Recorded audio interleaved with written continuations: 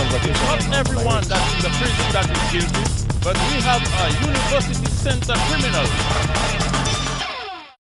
You bought a 3-month supply of insect repellent and you're constantly dousing yourself.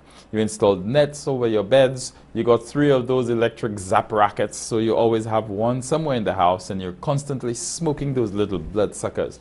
You close up the house as soon as the sun starts going down and once you're stepping out, be gone. Death to all mosquitoes. This is war. Hi, I'm Shane. Welcome to another episode of Solutions, Answers from the People. Simple solutions offered by St. Lucians. Mosquitoes are one of the most common disease vectors and have caused millions of deaths from yellow fever, malaria and dengue. Now there's a new disease looming in the air, chikungunya, spread by the same mosquito which carries dengue, the Aedes aegypti mosquito. So we asked the people, what is your solution to control vector-borne diseases like chikungunya and dengue at home? Let's hit the streets and hear what the people had to say.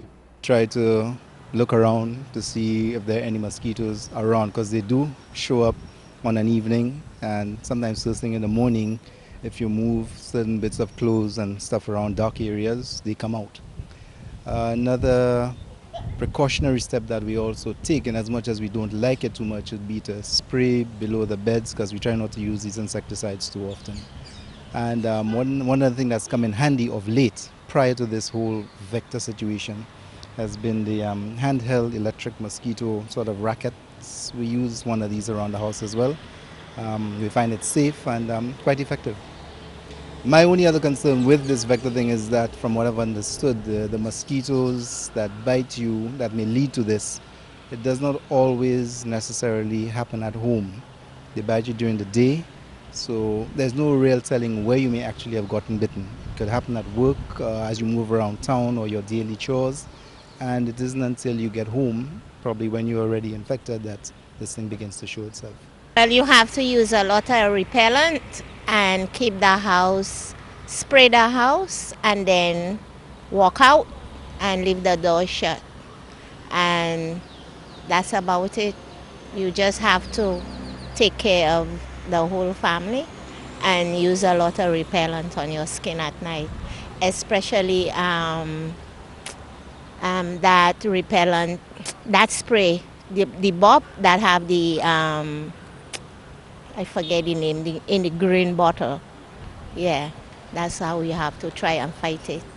Okay? Water, protect the flower cups, and these days I don't have no water with flower cups, but I have two drums. I just well cover them.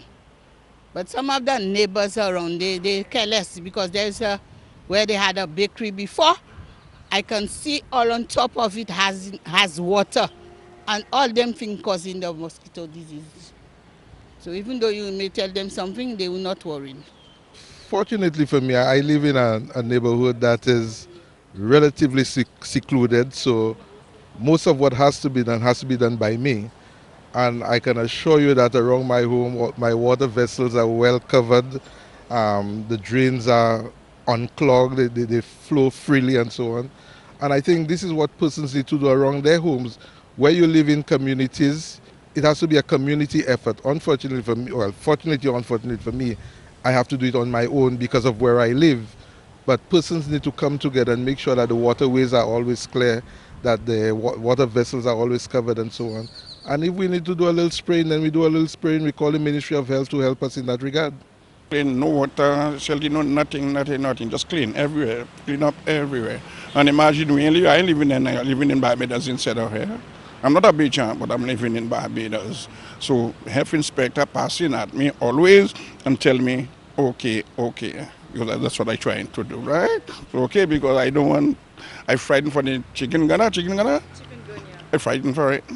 As far as I'm concerned, I frightened for it. Clean inside. Always buy insecticides, spray inside. Imagine you have reached a point right now, even though you do something at home, you're still getting sick. So you look like the place will have to really check on. Again? We spray, and when we sleep we wear like longer pants. We use our mosquito net more often. When it's nighttime we close the window so they will not enter. And the drums that empty and they have water in it, we throw out the water and we turn it upside down so things mosquitoes will not come and breed inside. I actually have decided to, which I've always been doing, soak in my little garlic, and then I would drink it on an early morning before I drink my tea or anything, because you know garlic itself, it's a antibiotic when you look at it. Not too much of it, but then it's okay that you could drink it. You understand? Another thing that I have been doing too at times as my tea is my little ginger and turmeric. I put it together and I drink it for 2 nights. So for the past time this thing has going on, it has not affected me. It nearly affected my little boy. All right, but I immediately dealt with it in a very strategic manner. I am spraying myself with repellent, and my mother makes sure that we don't have any still water around the house, and yeah, we just spray around with Baygon and stuff like that so mosquitoes cannot get into the vicinity of the house. Well, firstly, we removed all water sources that may have affected and may provide breeding grounds for these mosquitoes. Also, we try our best not to leave windows open so that the mosquitoes can come inside. So these are just 2 preventative methods that we are using right now. These were just some of the solutions from the people. We'll take a break now. When we come back, more solutions.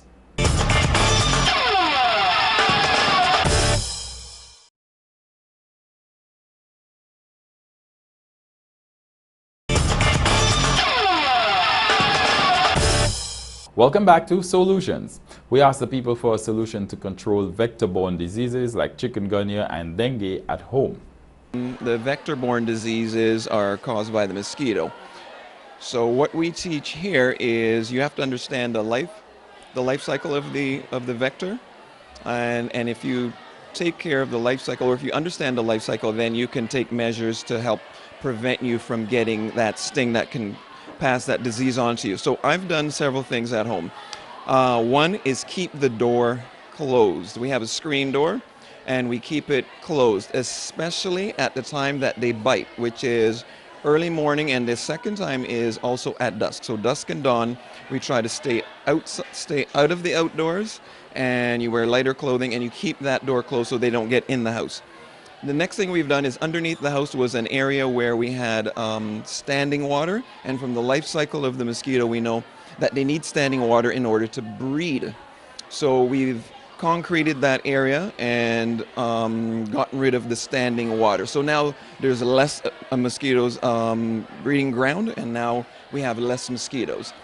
The next thing is, and I mentioned it a little bit before, but you need to wear lighter clothing. They tend to be attracted to darker clothing and darker corners in your home. So you get rid of the clutter at home and wear lighter clothing. Stay out of the outdoors when the biting time occurs. So those are the 3 things that I try to do to prevent myself from getting chikungunya and the other one, which is dengue. To prevent the chikungunya around my house, I just cover up all my water, like my jerry cans, and my basins and thing, and the gutter by my home. I just always keep them dry, prevent water from, and cut the bushes around. It might stop it a little bit. Well, what I do is I make sure that the containers that I have flour in, I change the water. I make sure I check to see if there's any little thing in there wherever I don't have a lot of them. But the few that I have, that's what I do. I try to keep the windows closed most of the times that the mosquitoes won't come in. I don't know if that prevents it, because sometimes I find 1 or 2. But I try to do as much as it's possible that I can do to prevent it. I make sure everything, all the containers are drained. I could put a little oil in it in case, like the flower pots, put a little oil in it so if any mosquito larvae around, they could get stifled. That could be a way of preventing. Still make my neighbors aware, help them, teach them, enlighten them, make them know they have to educate themselves, the children, the neighbors, their family, on how it could be prevented. Each individual to play their part. That's what it boils down to, because we cannot continue with community outreach and community this and community that. There is only so much that we can do If each individual does their part, there really would be no need for the entire community to pull together. If I look out across the road and I see a container, it is my responsibility to pick up that container and not let water accumulate and breed mosquitoes. If we do that, there will be no need for these large movements of groups and all of that. It's a matter of each individual playing their part. The whole issue of mosquito breeding is a problem with, having water in receptacles around homes. And that can be controlled very easily by, ensuring that we do not have those receptacles around houses within, I think one medical doctor said 15 feet of your home. So essentially, if every one of us were to walk around our homes, ensure there are no containers collecting water within about 15 feet of our homes, we shouldn't have any threat of mosquitoes. If there are no mosquitoes around our homes, we can have no chikungunya or dengue or other related diseases. That was our first set of solutions. Now let's go to our next question. For the second question, we looked at the supermarket shelves. The majority of items are imported, sometimes with up to 5 different brands of the same item. While it's understandable that some items have to be imported because they can't be produced or grown here, there were many items made from raw materials available right here in St. Lucia that are still imported. We asked the people, what is your solution to increase use of locally made products and develop a more successful local manufacturing industry? Let's go to the streets. Generally, I know that we are lacking quite a bit in that area, especially when I go to the supermarket and I see juice from Barbados and some of the countries who are not blessed to have the sort of vegetation and forest soil that we possess. However, I think it's a lack of education. Agriculture is not one of the things that we push because we think it's cutlass and it's the dirt. But if we start to concentrate on things of that nature, people will actually gather a better sense of what the ability to produce, and also that we have very little industry. We keep depending on tourism mainly, but tourism can actually tie into agriculture if we start to produce things from our mangoes, our golden apples, some of which are actually homeopathic remedies that would help to release high blood pressure, would help to relieve skin disease, and a lot of things. What it really is a lot of education, a lot of emphasis on agriculture, and I think that if we look at it that way and we look at the way the industry can grow and the things that we'll be able to do for our country from the money that we generate, it would be a plus for St. Lucia. In terms of the usage of local products, I think there must be a deliberate attempt by the food industry, whether you're looking at the hotel industry, you're looking at the restaurants, the local restaurants, to utilize local products. We seem to import quite a bit from overseas, but there must be that deliberate attempt, whether government creates the environment to promote the attempt, or whether the owners themselves take it up and see it as a national duty, a national cause, to say that we are going to use local products. I think this is the way to go. Additionally, there must be some form of education to let our people know that local products are just as good and sometimes even better than what is imported. I suggest that this is what we need to do as an initial step to get things moving. Well, our imports are very high, higher than our exports, and just recently I saw packaged tamarind from China when we have tamarind in St. Lucia. I think that our people should be more educated as to how to make things look more presentable so that it can not only stay in St. Lucia, it can go out wider into the wider world to be sold. 2 things I would suggest that we can do as a country. One is we've got to stop importing, especially produce. St. Lucia is blessed by God to be able to grow just about anything and grow it in a good quality. So we need to stop importing, because what that does is the money that we make here, instead of staying here and going around like in other economies, it comes into our pockets and it immediately goes overseas to benefit their economy and their manufacturing sector. So the next thing I would suggest is possibly legislation to help set up infrastructure or some kind of system where we can manufacture or grow different products, process them, whether it's a juice or tomato paste or something like that, and then instead of us importing, we can export it, and now instead of money leaving the country, we would have money coming into the country foreign exchange would be better, and then the overall economy would be better. So the main thing is we want to stimulate and set up some form of infrastructure so that we can develop our own produce section, where, you know, whether it's the manufacturing and the packaging, the boxing, and then also the distribution, so that we can get money in instead of having money leave. I think we should bring foreigners in to do workshops to train business owners, and we should increase like business interest. So people who want to start a business, we should have startup programs for them, and you know, we should just increase advertising for people that have products already. More solutions coming up after this break. We'll be right back.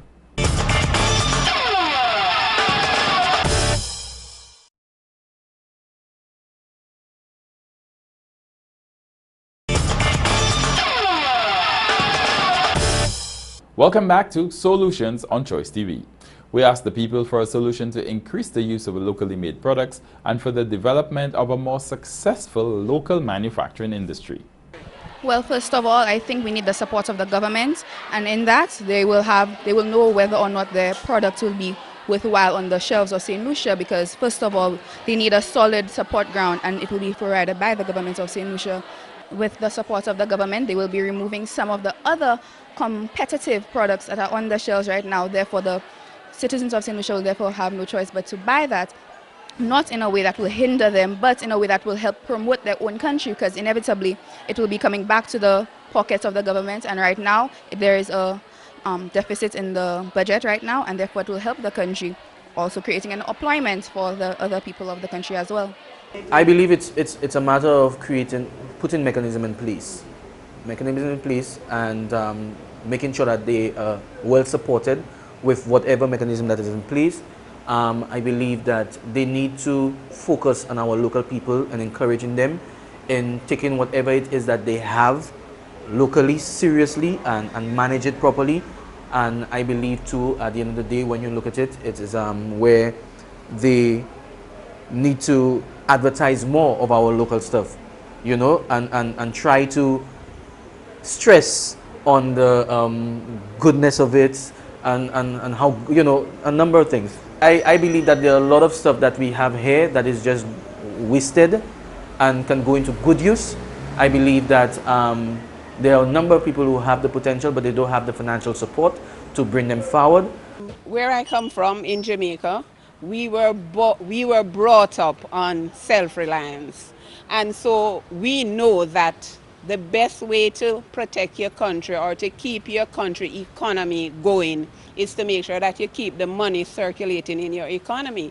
So when the farmers go out and they plant, we're supposed to be buying what they plant. I mean, I'm not saying we can buy the other things, but I try all the time to look for the things that are grown here, and I try to buy those things because I know it is very, very important that we support local.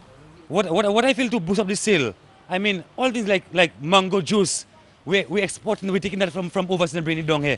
We could build some more factories, all things like plantain chips, they order them from overseas and bring it down here. Have plantain, have green fig. Try to build our own factories and do our own things, and they will pick up in the place. But everything we're buying from Trinidad, will always be down. You understand? Try to make some our own things, and we'll be better in St. Lucia. Well, we could start from the schools, educate them on farming, build the awareness in the country on the importance of locally produced goods, so our own farmers could be, I would say, to expand the business. They could export. The world will know about our locally produced goods, the net, all that is a way. Very easy. Government has an important role in this. I think of, for example, take mangoes. Now mangoes are in season. Good example, mangoes are in season. Why can't the government assist by getting a giant pulp extractor, right, to extract the pulp from mangoes, now they're in season and full harvest, and store it for doing the variety of things that we do with mango pulp, you know, ice creams and all kinds of desserts, etc. Do you know a lot of the mango flavored yogurts, and we have to find the mangoes from the tropical countries, to create those mango flavored yogurts and desserts, and they come back to us in the supermarkets. Why can't we? We have the fruits, but the mangoes come in season, they leave, and we don't take advantage of it. Government can assist, working in the private sector, government can assist in putting in place a plant, for example, to extract pulp. So my answer to some of that, there needs to be an intermediary role for government, and we need more private-public partnership arrangements to take our country out of where we are now and to stimulate more productive, more domestic production and consumption in St. Lucia. St. Lucia has a very impressive and wide range of locally produced products. And I think, especially in these globally difficult times, it's always ideal for companies to come together to strengthen one another, to build partnerships so that better can be achieved in terms of local production. That's all from the streets. Let's wrap up. Now, vector-borne disease is the term commonly used to describe an illness caused by an infectious microorganism that is transmitted to people from blood-sucking insects such as mosquitoes, fleas, lice, biting flies and bugs, or blood-sucking arachnids such as mites and ticks. The most common vector in St. Lucia is the mosquito. Vector-borne diseases account for 17% of the estimated global burden of all infectious diseases. The most deadly vector-borne disease, malaria, caused an estimated 627,000 deaths in 2012. However, the world's fastest growing vector-borne disease is dengue, with a 30-fold increase in disease incidence over the last 50 years. Dengue is transmitted by the bite of a mosquito infected with one of the 4 dengue virus types, and symptoms range from mild fever to incapacitating high fever with severe headache, pain behind the eyes, muscle and joint pain, and rash. Severe dengue, also known as dengue hemorrhagic fever, is characterized by fever, abdominal pain, persistent vomiting, bleeding, and breathing difficulty, and is potentially lethal. There is no vaccine or any specific medicine to treat dengue. Now, the new vector-borne disease spreading rapidly in St. Lucia, chikungunya, is a viral disease that is spread by mosquitoes, most commonly the Aedes aegypti, which also transmit the dengue virus. This species bites during daylight hours with peak activity in the early morning and late afternoon, and is commonly found biting outdoors, but Aedes aegypti will also readily bite indoors. There is no direct person-to-person transmission. Now, there's only one way to control these 2 vector-borne diseases. Control the vector, in this case the Aedes aegypti mosquito. Only the female bites for blood, which she needs to mature her eggs, which she lays in stagnant water. If you remove the conditions for breeding, you remove the spread of the mosquito and, by extension, the disease they carry. Remove all items in your home or your yard which may hold stagnant water. It's as simple as that. Now, why is the manufacturing sector so important to small economies like our own? When you look at our balance of trade, we import more than we export, putting us in a never-ending trade deficit. We spend more money outside the country than we have coming in. A successful manufacturing sector has to do 2 things. First, produce the goods that the people of the country needs so we don't import as many products. And secondly, produce more than we need for local consumption to be able to export to other countries. Now, it sounds easy, right? But it's not always so simple. We first have to encourage consumption of local products to the point where we don't need to import outside ones. For that to happen, we have to manufacture goods of equal or better quality than the imported ones. The quality will also impact on exports, since great quality products are welcome all around the world. I once had an interview with Mr. Ronald Ramjatan, Managing Director of the very successful Baron Foods Limited, which now exports its wide range of products all over the world.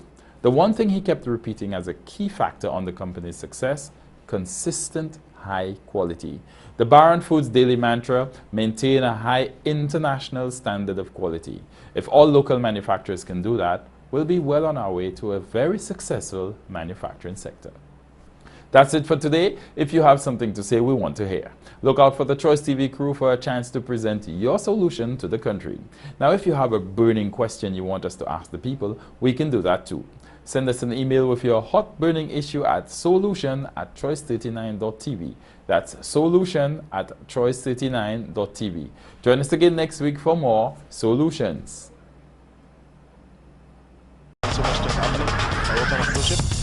some vacation. Not everyone that's in the prison that is guilty, but we have university center criminals.